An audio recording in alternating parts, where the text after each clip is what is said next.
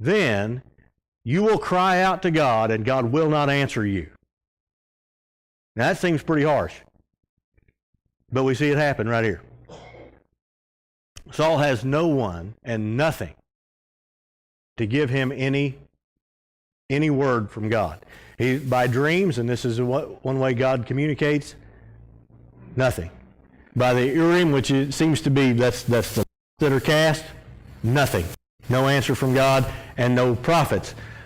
I'm assuming that there are still some prophets or a prophet, someone around there, but nothing with Saul. And part of this, again, may be Saul's own doing. Well, let's take that back. Much of this, if not all of this, is Saul's own doing. But maybe one of the reasons that he's having trouble getting answers from people of God is because he didn't have much trouble killing people of God with the priest of Nob. Okay? So he has nothing. But he has to find, he's trying to find out. What we see God faithful here. We also see that at one point in his life that Saul was also faithful. Because he had driven out all the mediums and the spiritualists, the diviners, necromancers they're called here, out of the land, which is in accordance with the law of Moses, that you should not permit them to live. You want them out. However, there's still one there somewhere, and his folks know about it. The word, the way I understand the word, which is very little, I don't do much Hebrew other than to go, that looks weird, is ghost wife. Is how she's referred. So Saul this is going to be his last resort. He's looking for any way that he can to hear a word from God, or hear a word from someone to give him some kind of information. So let's look at verse 8. Saul disguised himself and put on other garments and went, he and 2 men with him. And they came to the woman by night, and he said, divine for me a spirit, and bring up for me whomever I shall name to you. And the woman said to him, surely you know what Saul has done, how he has cut off the mediums and the necromancers from the land. Why then are you laying a trap for my life to bring about my death? But Saul swore to her by the Lord, as the Lord lives, no punishment shall come upon you for this thing.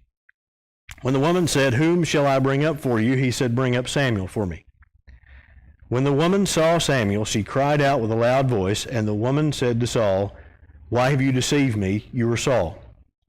The king said to her, do not be afraid. What do you see? And the woman said to Saul, I see a God coming up from out of the earth. And he said to her, what is his appearance? And she said, an old man is coming up, and he's wrapped in a robe. And Saul knew that it was Samuel, and he bowed with his face to the ground and paid homage.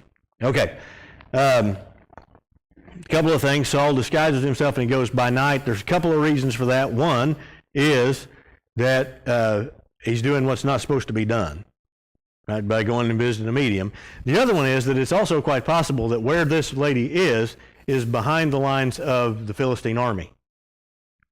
And so Saul takes a great risk to go find out. So he goes by night, and it seems that maybe the way that he addresses her is of bring up for me a spirit, whoever I ask, in some way clues her in to this is not just somebody, right? That this is somebody that's in authority. Maybe that's the reason for the response of why are you laying a trap for my life? That maybe she recognizes here, or at least has some idea that it might be Saul. We don't really know. The other thing that I find interesting is that when he says, I want you to bring up Samuel, and whatever she does apparently works, right? Because she sees Samuel, that this scares her.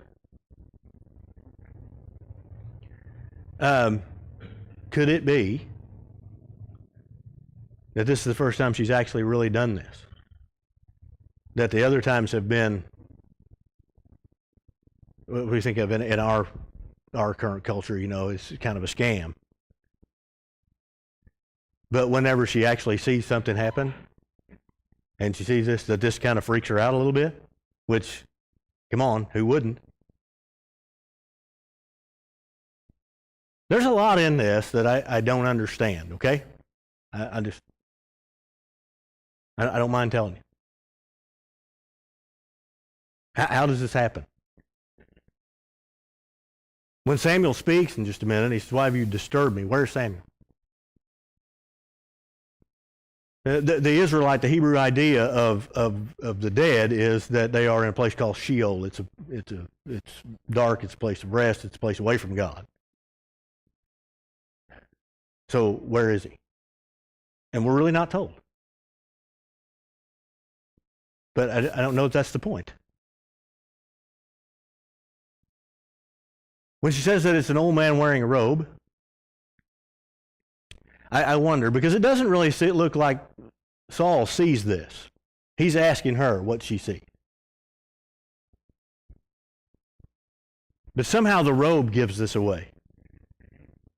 And whether Saul sees this, if he maybe he does he see the robe that he has torn when Samuel left him back in chapter 15, when he turned to leave and Saul grabs his robe and it tears? I don't know. Again, there's just a lot here, right? And there's a lot of fun to speculate about, but we don't really know for sure. Let's see if we can get to the point. Maybe we can. Samuel said to Saul, why have you disturbed me by bringing me up? And Saul answered, I am in great distress, for the Philistines are warring against me, and God has turned away from me and answers me no more, either by prophets or by dreams.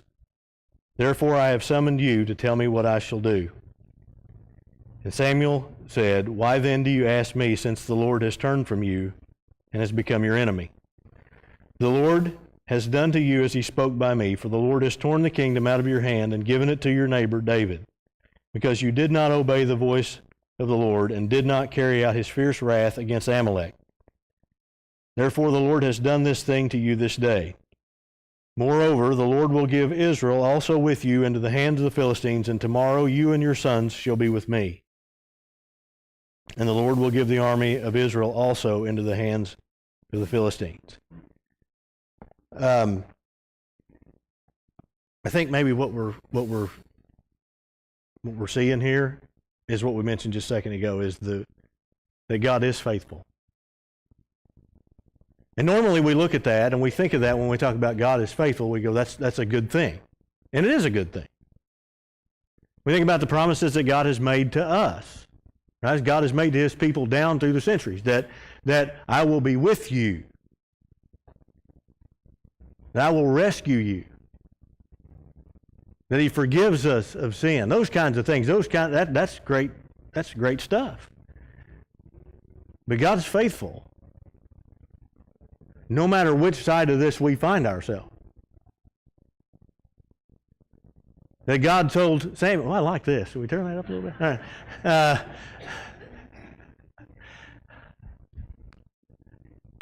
As God tells Israel when they're about to enter Canaan, if you're faithful to the covenant, then these are the blessings you can expect.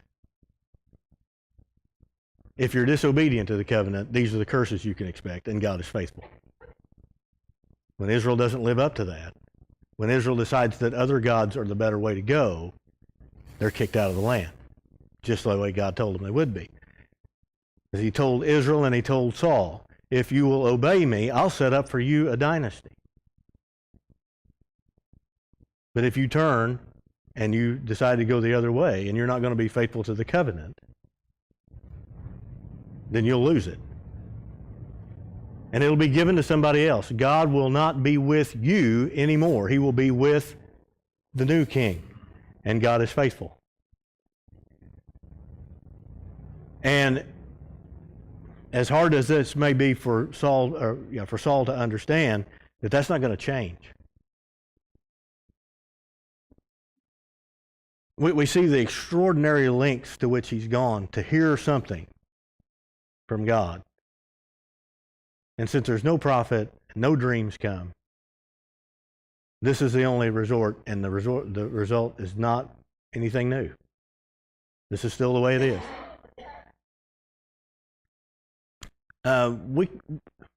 Again, you understand when I say we, I usually mean me. We like to shop around for the best answer. Right? If we hear something we don't like, we like to shop around till we find something we do like. When it comes to what God has said, that's really it. And we can shop around if we want, but again, God is faithful.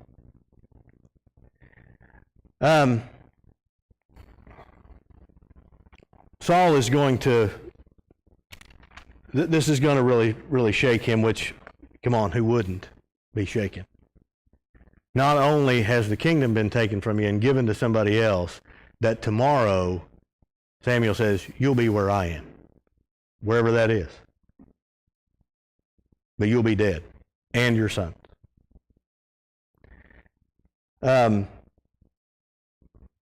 Saul falls to the ground. He's not eaten, and maybe this is a sign that he has been fasting, trying to find out answers from God.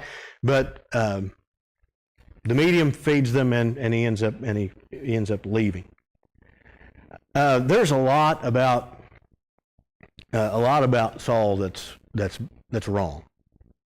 Okay, there's a lot about Saul's life that we look at and go, okay, right. If anything, he can be used for the horrible example. Right? But there is something about this that is almost admirable, I think, is that he gets this news and he goes to battle anyway. Whether he's hoping against hope that Samuel was wrong, that the word that he does receive doesn't come to pass, but he goes anyway. I got to tell you, I'm not sure I'd do that. Do you? I might find a way to stay home. All right. Chapter 29, we're going to kind of hit we're going to talk through it more than we're going to read it. The Philistines have gathered again. We've talked about that already. They've set up for battle. David has been in the land of the Philistines. He's been given a place for him and his men and their families to live in Ziklag. He's gone out. He's committed raids against the enemies of Israel. And all the while, the Philistines think highly of him, or at least the king does. He's going to make him his bodyguard, he and his men. But as they get ready to go to battle, the Philistine commanders don't like this. Okay? They remember who David is. David is the one about whom the songs were sung. You know, Saul has killed his thousands, David his 10,000. They remember David as the one who has killed Goliath, probably. I mean, that's kind of hard to forget. And so they don't trust him. And I wonder if maybe that's probably for good reason. If you think about the way David phrases things, is that he is going to go to battle, and he says, to fight the enemies of my Lord. But David still views Saul as God's anointed. So once they're in battle, there is the possibility that David joins Israel. So the commanders have a pretty good read on this, really, and so they send him back. So they've marched for several days, I think about 3, if I'm remembering right, about 3 to get to where the battle is going to take place, and then they're sent back. So he goes back to Ziklag, and that's where we're going to pick up in chapter 30. David and his men came to Ziklag on the 3rd day. The Amalekites, there they are again, had made a raid against the Negeb and against Ziklag. They had overcome Ziklag, burned it with fire, and taken captive the women and all who were in it, both small and great. They killed no one, but carried them off and went their way.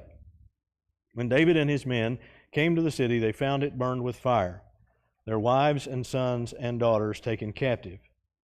Then David and all the people who were with him raised their voices and wept until they had no more strength to weep. David's 2 wives had also been taken captive, Ahinoam of Jezreel, Abigail, the widow of Nabal of Carmel, and David was greatly distressed, for the people spoke of stoning him because all the people were bitter in soul. each for his sons and daughters, but David strengthened himself in the Lord. David said to Abiathar the priest, son of Ahimelech, bring me the ephod. So Abiathar brought it to David. David inquired of the Lord, shall I pursue after this band? Shall I overtake them? And he answered, pursue, for you shall surely overtake and surely rescue. David set out with the 600 men who were with him. They came to the brook Bezor, where those who were left stayed behind. David pursued, he and 400 men, 200 stayed behind, who were too exhausted to cross the brook. There's a contrast here that's really noticeable. As Saul gets ready for the battle with the Philistines, he begins to ask. He really doesn't have many people to ask, again, most of that of his own doing, and God won't speak to him. When David and his men return and find that their area has been burned and their families all taken captive, David inquires and God answers. And I think this is kind of the point. This is what we're supposed to be seeing. And I think this is what those who experience this and even read these for the first time are supposed to understand, is that David is the rightful king. The first part of 2 Samuel is a major battle for who sits on the throne. I mean, there's a lot of politics happening. But this is meant to go, this is the one. Way back in chapter 16, at David's anointing, the Spirit of the Lord comes on David and leaves Saul. Right? The narrator tells us that. We see that happen all the way through here. As David goes and inquires of God, and God speaks to him and is silent to Saul. The shift has been made. Right? A little bit about David here, and a little bit about the people with him. After this kind of lengthy travel, and it's mentioned here that those were too exhausted to cross this brook. It's not like stepping across the creek back here. We're talking about down a ravine and back up. There's probably several of them, he says 200, that can't make this journey. So they leave them with the supplies.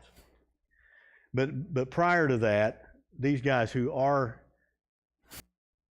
tired, probably disappointed, maybe because they got sent back away from the battle lines, and then they come to find this. They're thinking of stoning David. But David strengthens himself in the Lord. There's a lot in that little phrase, I think. And we don't know exactly what that means. I mean, I don't know exactly how that takes place. It's not laid out for us. But somehow or another, that David understands that God's got him.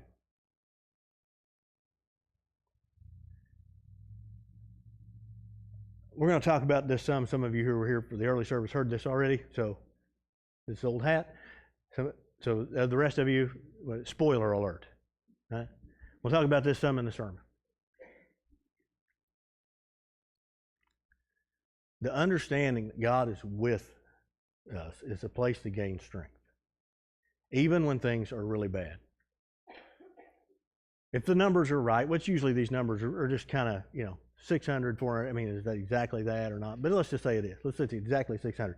599 against 1. They want to stone him. And David takes strength in the Lord. I do think that means that he understands that God's got him.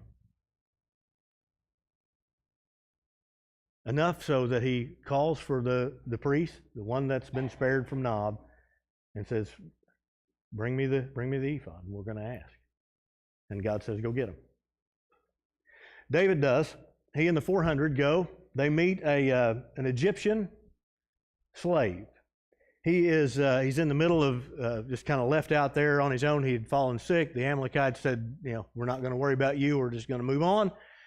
And so they find this guy. They help him out. They feed him. They give him something to drink. He tells them where the Amalekites are.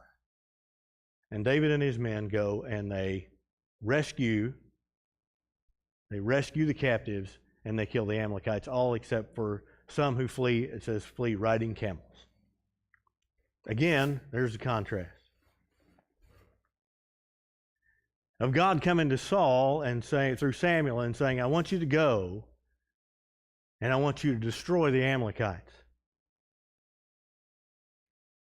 And Saul doesn't do it. He does some, but not all.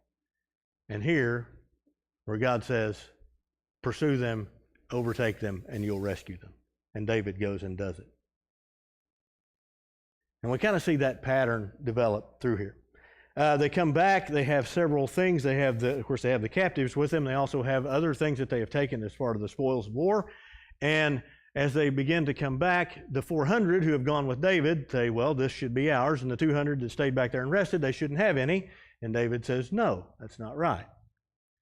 And so he divides the spoils with those 200 that stayed with the baggage. And David also sends some of this back to the leaders and the elders of the tribe of Judah. I think this is one of those things of going, look what we've done to the enemies, not just of David and his men, but the enemies of Israel. And that Israel shares in that. And also this is going to kind of set up what we're going to find in the first part of 2 Samuel as the elders of Judah anoint David king. They're going to remember this. All right. I want to get to 31, and we're good, so we don't run out of time. The Philistines were fighting against Israel, and the men of Israel fled before the Philistines and fell slain on Mount Gilboa. The Philistines overtook Saul and his sons, and the Philistines struck down Jonathan and Abinadab and Malchishua, the sons of Saul. The battle pressed hard against Saul, and the archers found him, and he was badly wounded by the archers. Saul said to his armor-bearer, draw your sword and thrust me through with it, lest these uncircumcised come and thrust me through and mistreat me. But his armor-bearer would not, for he feared greatly. Therefore Saul took his own sword and fell upon it. And when his armor-bearer saw that Saul was dead, he also fell upon his sword and died with him. Thus Saul died, his 3 sons, his armor-bearer, all his men, on the same day together. When the men of Israel who were on the other side of the valley beyond and those beyond the Jordan saw that the men of Israel had fled and that Saul and his sons were dead, they abandoned their cities and fled, and the Philistines came and lived in them. The next day, the Philistines came to strip the slain. They found Saul and his 3 sons fallen on Mount Gilboa. So they cut off his head, stripped off his armor, sent messengers throughout the land of the Philistines to carry the good news to the house of their idols and to the people. They put his armor in the temple of the Ashtaroth, and they fastened his body to the wall of Bethshan. When the inhabitants of Jabesh Gilead heard what the Philistines had done to Saul, all the valiant men arose and went all night and took the body of Saul and the bodies of his sons from the wall of Bethshan, and they came to Jabesh and burned them there. And they took their bones and buried them under the tamarisk tree in Jabesh and fasted 7 days. Again,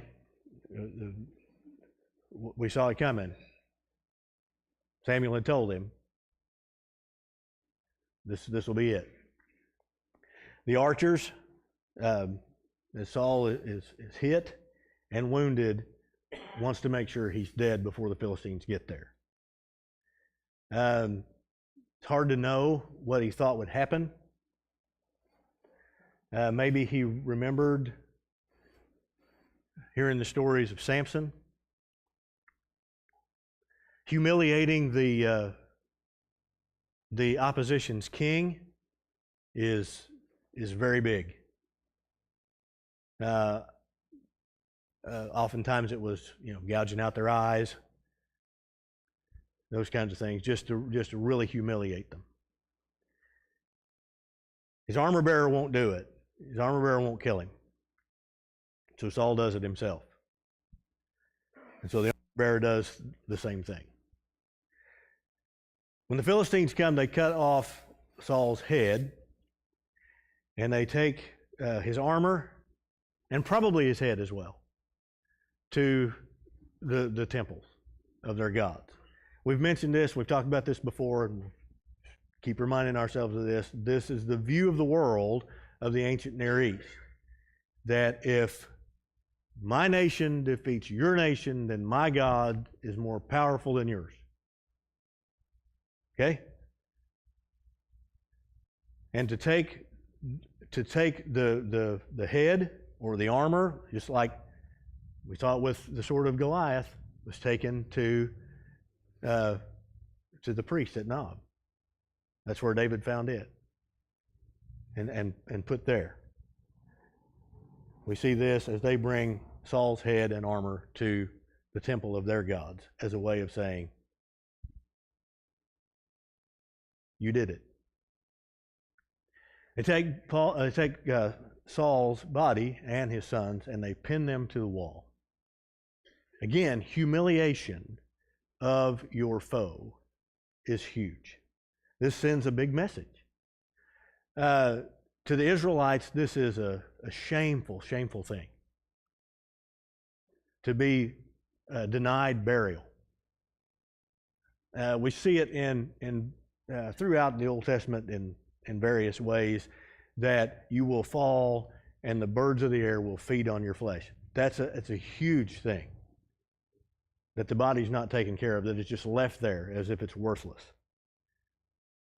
But when the people of Jabesh Gilead hear about this, they go and take the bodies down. We've come almost full circle, because I believe that Jabesh Gilead was one of the first places that Saul rescued when he became king. That they were being threatened. And Saul mustered his army. I believe this is the same one where when Saul hears about this for the first time, he has a yoke of oxen and he cuts them up and sends them to all the people of Israel and says, "This is what happened to anyone who doesn't join in the fight to save Jabesh Gilead." I think we mentioned at the time, aren't you glad you got email? Right? Instead of getting, the leg of an ox in the mail going, "What do you want me to do with this?" But the people of Jabesh Gilead haven't forgotten. And so they go and do what they can for Saul and his sons. They take him down and they burn them. This is odd because usually this is not necessarily the way things are done within Israel. Cremation, as far as the Israelites, not a thing here. But they do. And there's several reasons given for why this happens. One of them is because of the state that they're in. How long they were on the wall. And they needed to do something about that. Right? So they burn the flesh off and they keep the bones. And the bones are buried. Again, Saul's life is a real tragedy because he started off well. He really did. He starts off as being selected, God with him, anointed as king. He kind of starts off in a way that is really kind of unassuming.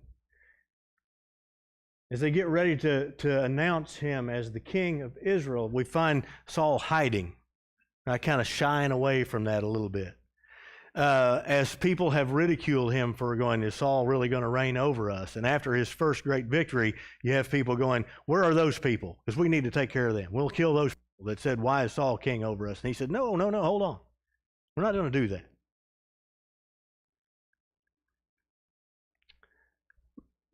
But as we watch, we see Saul undone by his own hand. Offering sacrifice when he's not supposed to, because he doesn't wait.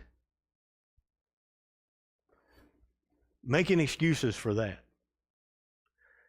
Failing to carry out what God has asked him to do as far as Amalek is concerned.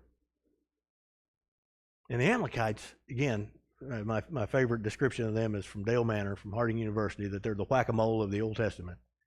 That every time you think they're gone, another one pops up. But not to destroy the enemies of God leads to his downfall, and it continues to spiral. That at the end he has no one to give him any guidance as far as what it is that God's saying, because he's either killed them or he's got them to where they won't speak to him. And God won't answer anymore. I don't know whether this last little section, this last little paragraph of 1 Samuel is meant to kind of call us back to that, or just to kind of remember his how he'd started and where he ends. I think it's also good to notice that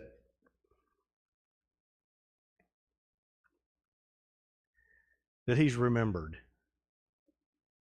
And he could have been remembered really, really greatly. He's remembered by the people that he served. Really, once you get past that first little section of Saul's reign, everything turns inward, and it's all about Saul serving Saul and protecting his own power and doing what he wants to do. But he's remembered at the end for what he did for somebody else.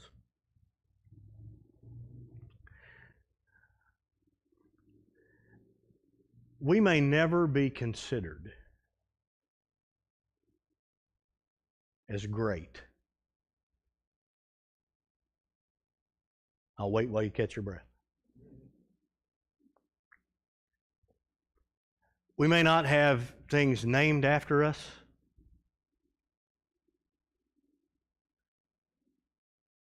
There may be few who remember us. And that's kind of a sad thing, isn't it? Because we would like to be great, wouldn't we? Okay, nobody in here does. Okay, good. Oh, that's right. You won't be disappointed. We'd like to do something to be significant. But in the end, at least what I see here with Saul, and maybe, and I don't want to overread this, I don't want to reach too far for a point here, but maybe what we see is we're going to be remembered for the way we served other people. The kindness done for Saul after his death, which this is a kindness, is based on the fact of the people that he served at one point in his life. And I think maybe that's what Jesus is driving at whenever he says, "Who wants to be great among you will be servant of all." Because that's how we're going to be remembered.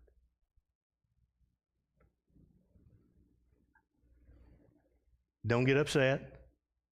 We're going to be done 5 minutes early. All right? Let's have a prayer as we close. Father, we thank you so much for today, and we thank you for who you are, and we're in awe of your faithfulness and of your love and your mercy. We are thankful for the things that you have left for us to find. We're thankful for what we can learn about who you are and what you expect of your people. Father, that's what we want to be known as, is your people.